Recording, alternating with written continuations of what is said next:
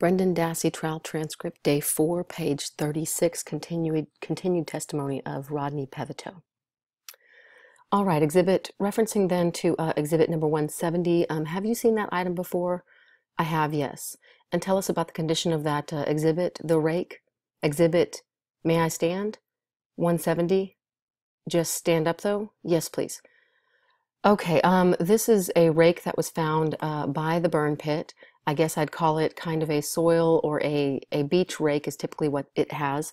You can see that the bottom third or fourth of it is actually charred, and you can see some of the charring, especially on the side that would be exposed down or towards the fire if it had been used to rake.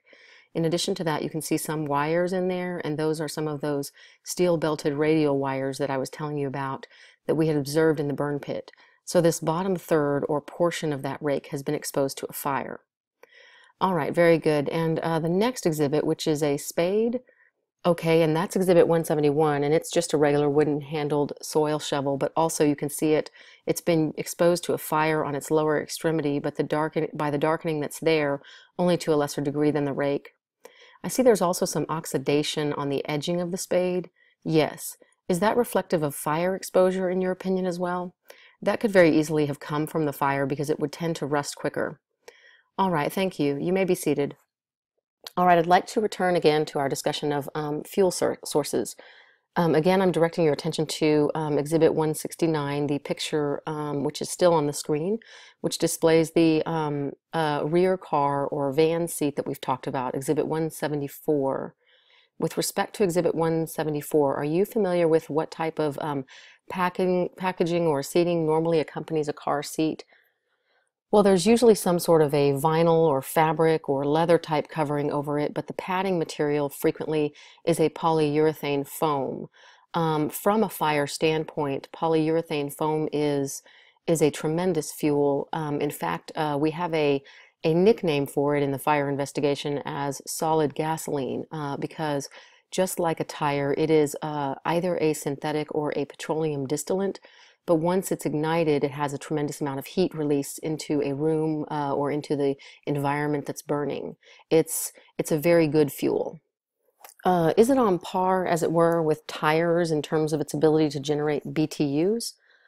I'm not sure of the exact breakdown, but I believe that it is. Yeah, in fact, if I'm not mistaken, it might be slightly better than energy released pound for pound than that, just because of its, more often than not, it's a capillary type structure, an open cell, and it tends to burn with greater intensity. All right. Attorney Fallon, if I may just have a moment, we will pass the witness. Thank you. The court, cross-examination by Attorney Freeman. Mr. Pevytoe, you indicated that you had arrived on the scene on November 9. That's correct, sir. Okay, and when you got there, your first step was to simply assess or evaluate the burn pit? Well, that was the primary one, but I looked at other areas around that were designated to be searched and whatever, and tried to make assessments as to what type of needs we would have for personnel and materials and that. But in particular, your attention was drawn to this burn area or burn pit. Well, there were several areas, and the burn pit was included in that. When you arrived to look at the burn pit in particular, did it appear to be as Exhibit 169 shows? No, it was covered with a tarp. Okay, did you take that tarp off? They removed a portion of it, yes. Were you able to see the van seat and the wiring, the large wad of wiring? I believe so, yes. Had they already removed much of the soil or the upper ash from the burn pit? Well, they had removed the loose ash that was in the pit, but there was still the darkened area and some remains. So when you went to, was it at the sheriff's department that you next went to look at some of the items that had been removed? Well, that was on the following day. Okay. On the 10th in the morning, I went to the sheriff's department and I did a preliminary examination of the ash that had been removed from the pit previous to me being at the scene. So obviously you didn't remove any of that ash. That's correct. And you didn't sift through the ash? Which ash? The ash at the sheriff's department? Yes. You did sift through all that ash? Well, we examined that multiple times because when you're examining something looking for small evidentiary items such as bone fragments and dental fragments, it may take time. So as I said, on the 10th, that was a preliminary examination, but also in December, we went back and literally went through it piece by piece over a course of many hours with many people there, using a long wooden skewer to remove each little fragment and examine it and go through the process there. So each time we were doing a more and more detailed examination. It's a very complex process. So over a period of about 30 or 40 days, you were able to several times go through the items, sift through items to find things that might have evidentiary value. I'm not sure of the time frame, but it was examined multiple times, yes. Now, you indicated that you didn't find any bone in the van seat. That's correct. But you did find some small pieces in the ball or the wad of steel-belted tire wiring. That's correct. I found multiple pieces entwined into the mass of the wire. And again, just go back. No one had removed the wiring or the van seat from the burn pit, just some of the burn pit ash itself. That's correct. So when you went back, there was still more to do in processing the burn pit. That's correct. And you were the one that then processed it at that point, you and the others? Yes, sir. Did you oversee or supervise the final processing of the pit? More or less, and as well as participated in it. Now, you estimated that a fire that had approximately 5 tires, and that was your approximation of the number of tires based on the amount of steel-belted wiring in the burn pit.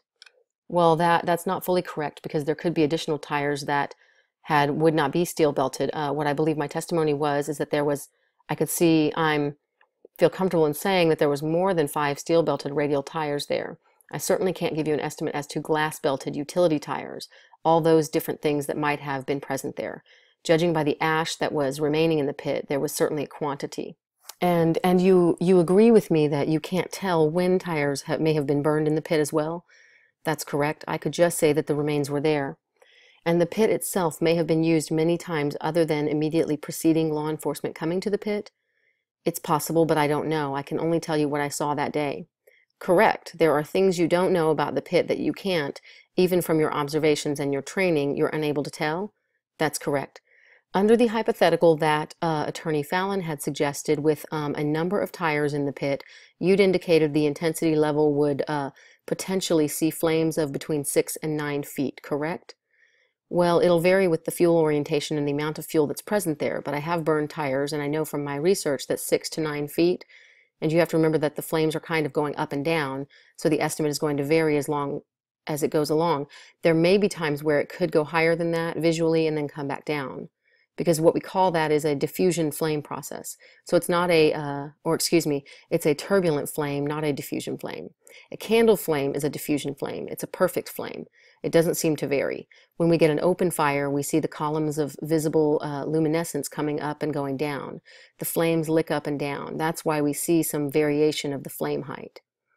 And the intensity of the fire itself isn't simply vertical. It will expand outward in a horizontal fashion as well. Well, you have heat transfer from several different methods. One of those is radiant heat, and that will be coming outward unless it's impeded by an obstruction.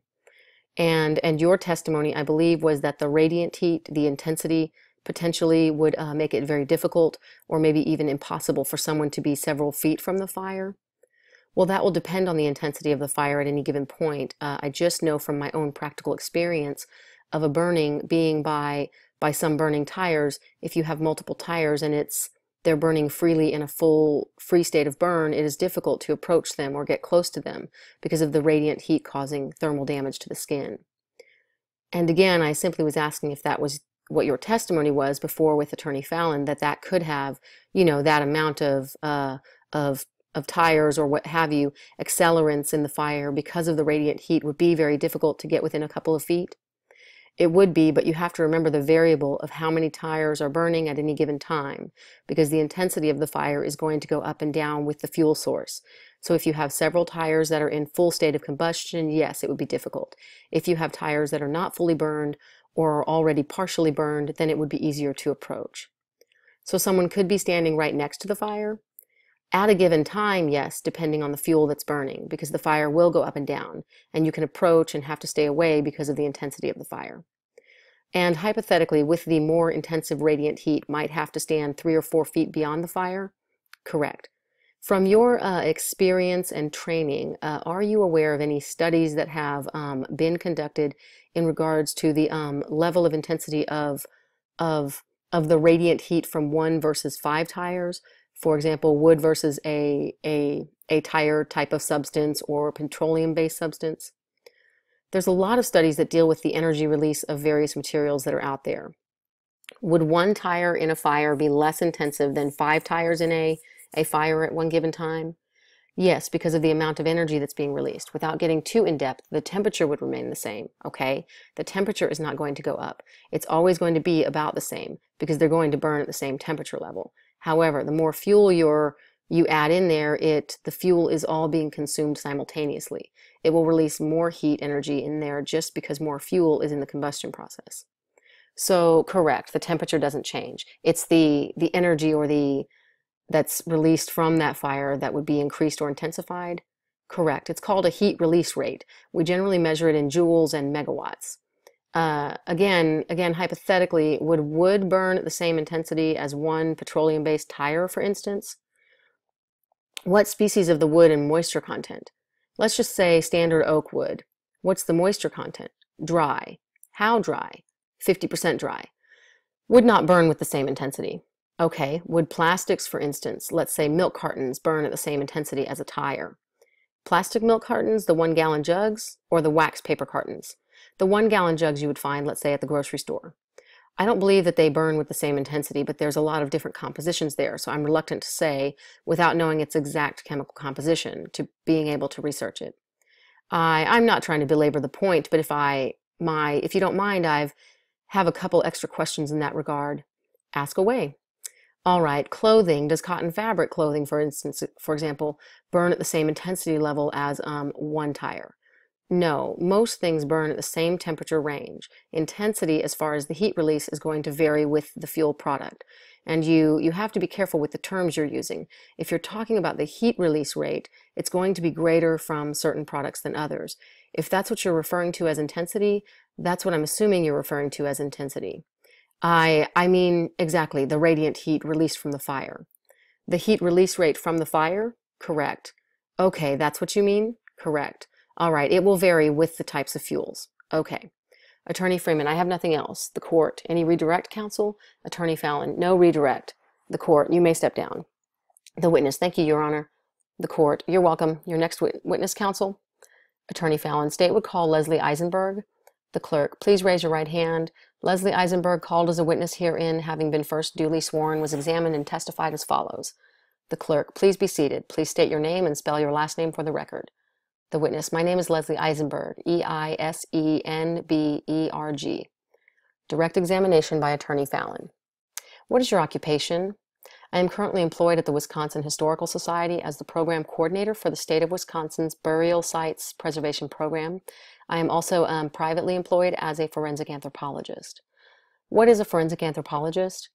A forensic anthropologist is someone who has had training in anthropology, and specifically in a subfield called physical anthropology that looks at human variation, how we are the same and different from each other, with a specific focus on anatomy and the study and understanding of human remains as it applies in a legal context. All right, doctor, how is it that you are involved in this case? I was requested, my assistance was requested by the Calumet County Law Enforcement to provide assistance looking at human remains that were recovered in November of 2005. And are you here today to do what?